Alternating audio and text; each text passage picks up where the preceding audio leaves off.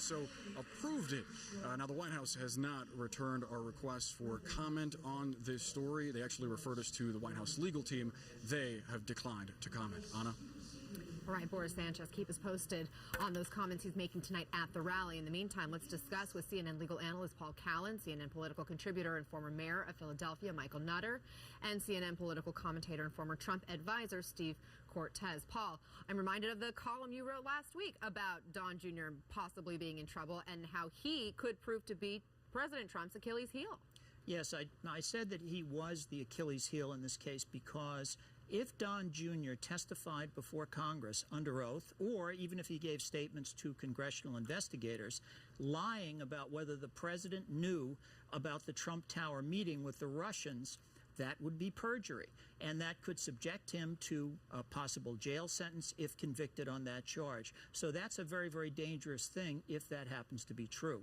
And if that happens to be true, you went so far as to say that Robert Mueller may be able to try to work some kind of a deal with the president. Well, yes. I mean, this is somewhat speculative, obviously. But if the president was of a mind that a lot of his relatives were going to get arrested, I mean, you know, it could be Don Jr., Jared Kushner could have a problem. He was at the Trump Tower meeting as well. It might put pressure on the president, much as pressure was on Richard Nixon to resign the presidency. So this kind of prosecutorial aggressive stance against the president can sometimes terminate in a resignation. And that obviously would be huge, and that's a few steps down the road. But Steve, I know you were an advisor to Trump during the campaign. Several people have said they don't see Trump Jr. not running to his dad and telling him about that Trump Tower meeting. Do you have concerns? You know, I really don't. I mean, first of all, the president has been emphatic on this.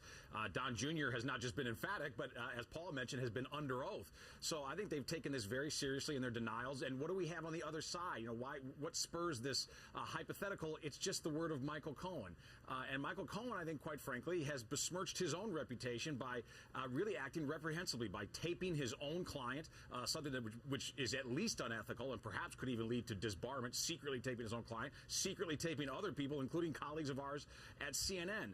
So I don't think his word matters much, you know, in this regard. And as far as the you know, but it's the not just probability Michael or plausibility, Cohen who has hinted that Trump has not been totally forthcoming, or that Don Jr. hasn't been entirely truthful either, because we've heard from Anthony Scaramucci, we've heard from Steve Bannon, who've also hinted at the fact they believe Trump probably knew at least very shortly after that meeting, not a year later when the New York Times initially broke the story.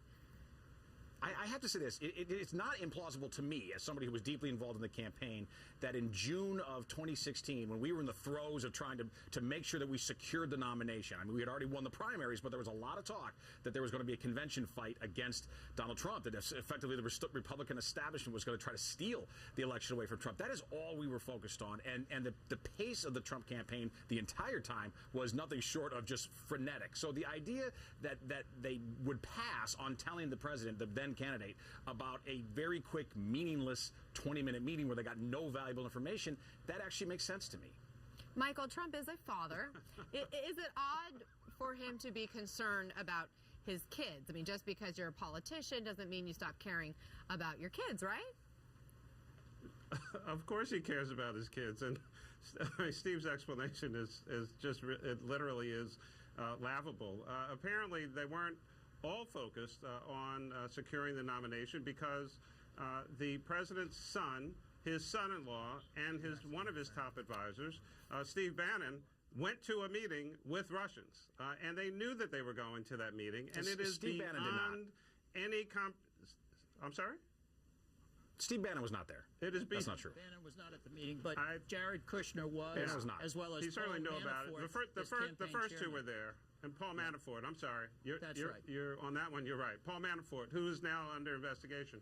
So it is completely implausible that he did not tell his father, in my mind at least, before the meeting and certainly after the meeting, that this was taking place. This is the same young man who talked about money pouring in from Russia back in 2008.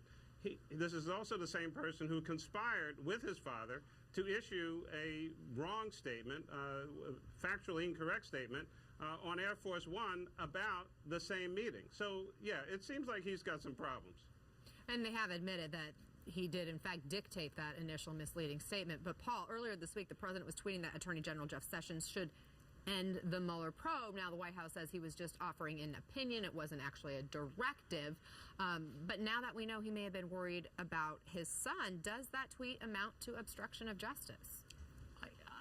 I think it's something, obviously, that Mueller will be looking at as a potential obstruction, not an obstruction in and of itself, but as part of a whole package of actions that the president has taken to try to impede the Mueller investigation.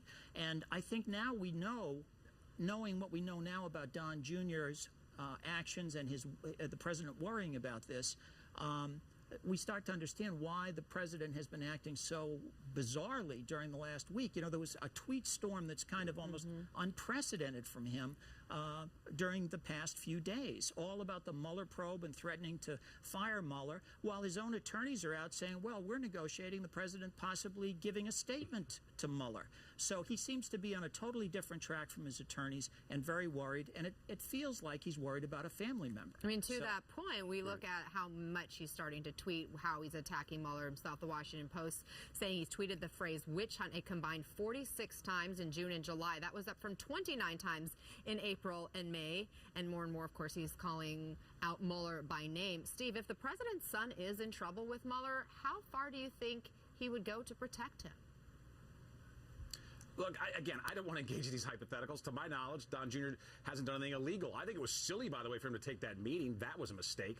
Does it rise to the level of criminality? It sure doesn't seem that way to me, but I'm not a criminal defense attorney, so we'll see. I think, though, regarding the president, he clearly has been ratcheting up the rhetoric and the pace of his arguments against what's going on with the Russian probe. And I think the reason he has, though, isn't that he believes his son is in trouble. I believe the real reason is this probe, because they were able to come up with nothing connecting Trump himself, not other people, Donald Trump, to Russia. Instead, where the Mueller probe is headed, at least according to the New York Times, according to some FBI sources, it's headed toward making a case for obstruction largely from public sources, from speeches and from tweets that the president put out. Now, I think that has the president justifiably incredibly angry if we are going to try to criminalize the public political speech of a president of the United States. That tells me that this is only about creating a narrative to impeach the president. It's not actually about justice. It's not about criminal law. But why do you say that when you look at what Mueller has done? And in fact, we've been covering the Mueller investigation, and he has brought forward charges against 30 individuals and or entities. We have multiple people who've pleaded guilty. There are multiple indictments involving people who were part of his campaign, including the trial of Paul Manafort. Right now, he was the campaign chairman at one point. Right. Anna, look, you make a good point there, but the vast majority of those indictments are against non-Americans, first of all. And within the Americans, the vast majority of the charges have nothing at all to do with the Trump campaign. They're things that Paul Manafort did 10, 12 years ago before he had any relationship to Trump, before Trump was a politician. So, yes, there have been a lot of indictments, a lot of charges made, but nothing still that's remotely connected to the president doing something improper with any foreign people. And Mayor Nutter, I know you have some thoughts on this. Right. Well, first of all, the Americans that have been charged are pretty important and significant people. The second thing is, Steve, you can try to spin it as much as you want like a top.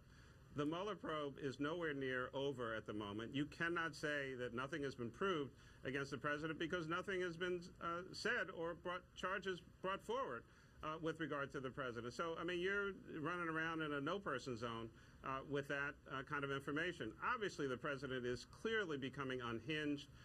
His head is about to explode.